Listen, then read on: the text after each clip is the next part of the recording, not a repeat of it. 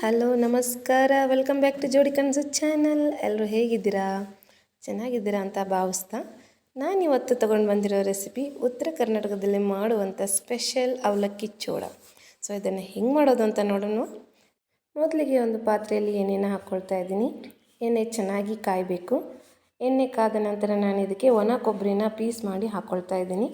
ನೋಡಿ, ಒಣ ಕೊಬ್ಬರಿ ಚೆನ್ನಾಗಿ ಕೆಂಪಾಗೋವರೆಗೂ ಫ್ರೈ ಮಾಡ್ಕೋಬೇಕು. ಇದು ಕೆಂಪಾಗೋವರೆಗೂ ಫ್ರೈ ಮಾಡ್ಕೊಳೋದ್ರಿಂದ ಟೇಸ್ಟು ತುಂಬಾ ಚೆನ್ನಾಗಿರುತ್ತೆ. ನಂತರ ಇದಕ್ಕೆ ಶೇಂಗಾ ಕಾಳನ್ನ ಹಾಕಿ ಕೂಡ ಚೆನ್ನಾಗಿ ಫ್ರೈ ಮಾಡ್ಕೊಳ್ಳಿ. ಇದು ಕೂಡ ಕೆಂಪಾಗೋವರೆಗೂ ಚೆನ್ನಾಗಿ ಫ್ರೈ ಮಾಡ್ಕೋಬೇಕು. ನೋಡಿ, ಇದು ಫ್ರೈ ಆದ ನಂತರ ನಾನು ಇದಕ್ಕೆ ಪುಟಾಣಿ ಕಾಳನ್ನ ಹಾಕ್ತಾಯಿದ್ದೀನಿ. ಇದನ್ನು ಕೂಡ ಚೆನ್ನಾಗಿ ಫ್ರೈ ಮಾಡ್ಕೊಳ್ಳಿ.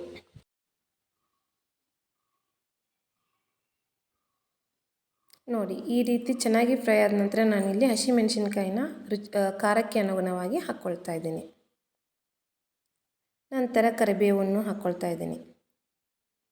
ಇದನ್ನು ಕೂಡ ಚೆನ್ನಾಗಿ ಫ್ರೈ ಮಾಡಿ ಬೆಳ್ಳುಳ್ಳಿನ ಹಾಕ್ಕೊಳ್ತಾ ಇದ್ದೀನಿ. ಬೆಳ್ಳುಳ್ಳಿನೂ ಕೂಡ ಚೆನ್ನಾಗಿ ಫ್ರೈ ಮಾಡಬೇಕು. ನಂತರ ಇದಕ್ಕೆ ಜೀರಿಗೆ, ಸಾಸಿವೆ ಮತ್ತು ಅರಿಶಿನ ಮತ್ತು ರುಚಿಗೆ ತಕ್ಕಷ್ಟು ಉಪ್ಪನ್ನು ಹಾಕಿ ಚೆನ್ನಾಗಿ ಮಿಕ್ಸ್ ಮಾಡ್ಕೊಳ್ಳಿ. ನೋಡಿ, ಎಲ್ಲವೂ ಚೆನ್ನಾಗಿ ಮಿಕ್ಸ್ ಆಗುವ ಹಾಗೆ ಮಾಡ್ಕೋಬೇಕು. ಎಲ್ಲವೂ ಒಮ್ಮೆ ಚೆನ್ನಾಗಿ ಮಿಕ್ಸ್ ಆದ ನಂತರ ನಾನು ಇದಕ್ಕೆ ಅವಲಕ್ಕಿನ ಹಾಕ್ಕೊಳ್ತಾ ಇದ್ದೀನಿ. ನೋಡಿ, ಈ ರೀತಿ ಅದರ ರಸಕ್ಕೆ ಎಷ್ಟು ಅವಲಕ್ಕಿ ಆಗ್ತಾವೋ ಅದನ್ನು ನೋಡಿಕೊಂಡು ಅವಲಕ್ಕಿನ ಹಾಕ್ಕೊಂಡು ಚೆನ್ನಾಗಿ ಮಿಕ್ಸ್ ಮಾಡಿಕೊಂಡ್ರೆ ಗರಿ ಗರಿಯಾಗಿರೋ ಅವಲಕ್ಕಿ ಚೋಡ ರೆಡಿ. ಇದನ್ನು ನೀವು ಈವ್ನಿಂಗ್ ಟೈಮಲ್ಲಿ ಎಲ್ಲ ಫ್ಯಾಮ್ಲಿ ಜೊತೆ 1 ಕಪ್ ಇದ್ರ ಜೊತೆ ಟೀ ಇದ್ದರೆ ಆಹಾ, ಇನ್ನೇನು ಬೇಕ್ರಿ ಸ್ನ್ಯಾಕ್ಸ್ ಅಂತ. ನೀವು ಈ ರೀತಿ ಮಾಡ್ಕೊಳ್ಳಿ. ಹೇಗೆ ಬಂದಿತ್ತು ಅಂತ ಕಮೆಂಟ್ ಮೂಲಕ ತಿಳಿಸಿ, ಆಯಿತಾ? ನೋಡಿ, ಎಷ್ಟು ಸಖತ್ತಾಗಿ ಕಾಣ್ತಿದೆ ಅವಲಕ್ಕಿ ಚೋಡ.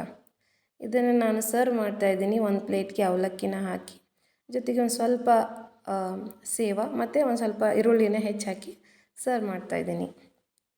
ನೋಡೋದಕ್ಕೆ ಎಷ್ಟು ಸಖತ್ತಾಗಿ ಕಾಣ್ತಾ ಇದೆಯಲ್ಲ. ಇದೇ ರೀತಿ ನಮ್ಮ ಎಲ್ಲ ವಿಡಿಯೋಗಳನ್ನ ಸಪೋರ್ಟ್ ಮಾಡಿ.